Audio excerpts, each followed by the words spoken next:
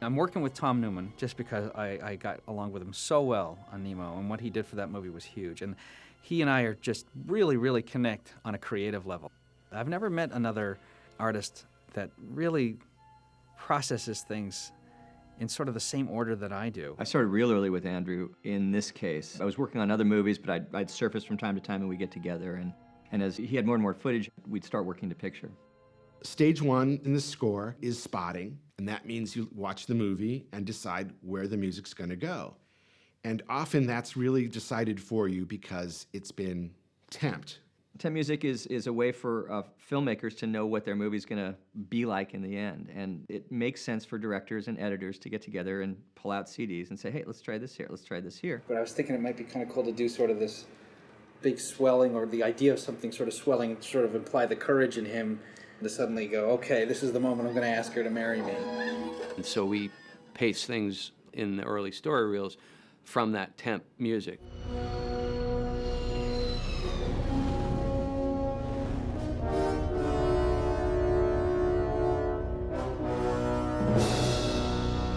The thing about animation is that it takes so long to do that it inflates your desire to do something different. When you work in live action, a lot of times you can get a mood, a prevailing mood, and just slap it onto an image and let it sit for 2 minutes and say to a director, yeah, this isn't going to change much, but it'll give you an idea. I learned in Nemo that I couldn't just hit him with the moods and say, wasn't that great? I really had to make transitions. And a lot about writing music for animation is how music moves from one feeling to another, and how does it get from that one feeling to the other.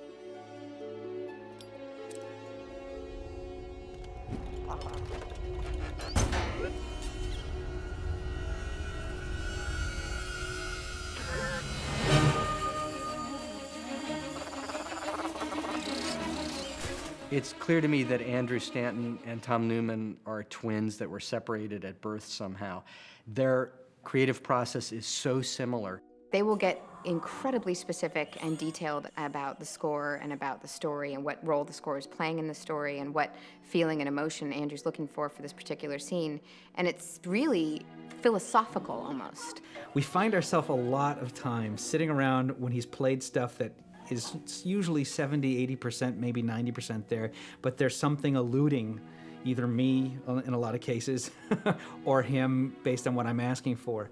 And we'll spend this time just talking back and forth, trying to come up with the adjective that works for him and it also works for me. What I like is that it gets a little more serious now.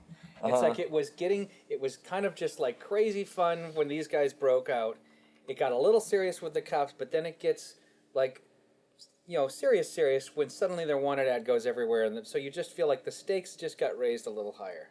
What we all have in common is drama. You know, I'm not as excited as I need to be here. I'm overly excited. You're hyping the moment. You're not hyping the moment. And if you use words like that, it's pretty easy to see, you know, what is needed as opposed to, you know, interpretations. I mean, I have worked with directors where you get out of a meeting and you think, I have no idea what he said or what I'm supposed to do with what he said. But Andrew's very articulate that way and opinionated. I like what we have in the picture right now. I mean, so I'm not hearing anything yet that's making me wish I could change it. You hear stories about a lot of composers being people that you just take what they give you. Like they watch your film, they go away, they score it, and that's it. Tom's very, very different. He invites you in early on when he's basically the equivalent of doing his scribbles or his doodles, or in his case, he's coming up with different sounds and different feelings that he's getting through different instruments and patches and melodies, and anything that sort of piques his interest. I guess the most exciting moments of any creative process is when you're just trying anything. So a lot of times when I begin, I'll just mess around and record a lot of ideas. Yes or no to this? I want you to hear what's going to come later. Then you play them for a director, and a director says yes, no, no, no, no, mostly no's, but maybe there are 2 or 3 ideas that he says yes to, and that gives you a clue about tone and about instrumentation, about whatever it is. It gives you a clue as to what the music can be. And it literally is like having a Rorschach test. He'll play this and goes, what do you think of this? How does this make you feel? Does anything here strike you? He'll play you a bunch of things. It'll be this sort of process of elimination, of just weaning things down when you're in his studio. And you'll say, oh, I like that, I don't like that. There's something in that. But just from a mood standpoint, you got me going, oh my God, it's serious now. And then I kind of felt like it got a little... A good director will listen very openly and say, here's what I like about what this is doing. Here's what I wish it would do. What you don't want to hear is, nah, I don't get it. What else have you got? For such a short time that I almost feel like it's wasted. Could you come in earlier with that? And then you just start grabbing on. You say, well, if this is that here musically, could this be here? And it's like the light, it just begins to illuminate slowly. You know, I may disagree with that. I mean, if I'm going da da dee ba dee da da bum bum. If it transitions like that, I guess it just kind of jumps in right now in the demo. That's just the way that all the I'm synths reacting are to working. is that it yeah, feels that it like- doesn't look like a jarred Exactly. something. No, as long as that adjusts, then I'm fine. I believe in that. All phrase. right, I believe in you. I think the joy of being musical translates. So the more fun I can have, I think, the better off I think the music ends up being. The minute I try to work at it and be the great composer, I'm typically the worst. To create that Tom Newman sound, which is that sound that you're like, what is that? What instrument is he playing? How did he get that? It's because he actually takes a lot of time and does a lot of prelays, which is going into a studio and kind of works out some of the specifics of the score that he wants and experiments with different instruments and different orchestrations.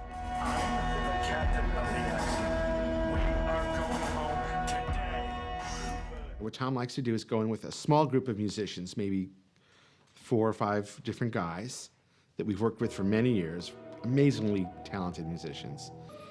And we'll play very nascent ideas and start adding stuff over it. And this is a great time to be really creative. A lot of my music tends to be patterned and repeating. So oftentimes I'll get together with a percussionist or a guitarist who can take these patterns and add to them and therefore make them more sonically interesting. If you have repeating phrases, oftentimes it allows the ear then to hear colors in a way that widens your perception of sound and music and how it comes at you.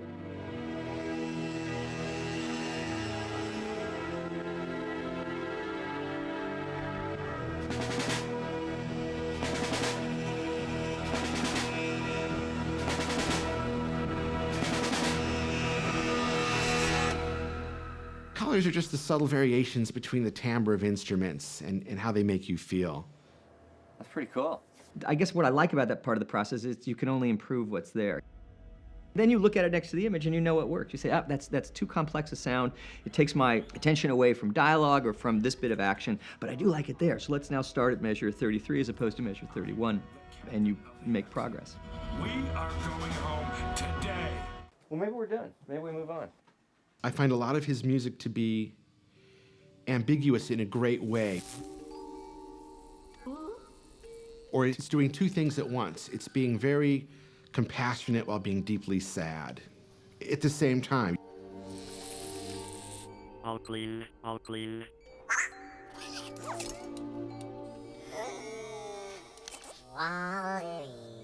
What he plays back either in the same instance or the next meeting, it's just outstanding. It's the Tom Newman that you're hoping you're going to get.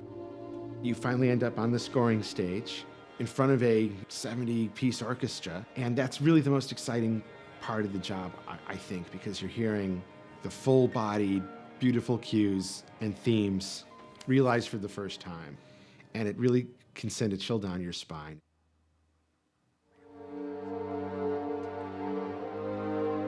I'd call his style minimal. He does a lot with sustains and atmospheres and pinpoint notes or chords, which are just so effective.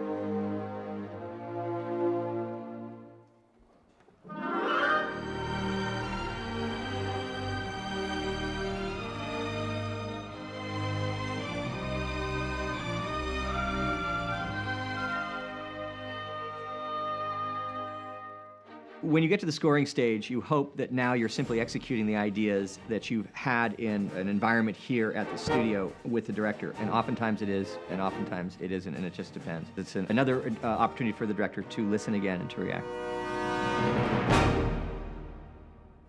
That works great, Tom. And I think that Tom's way of doing music, I'd never heard anything close to that sound on an animated piece.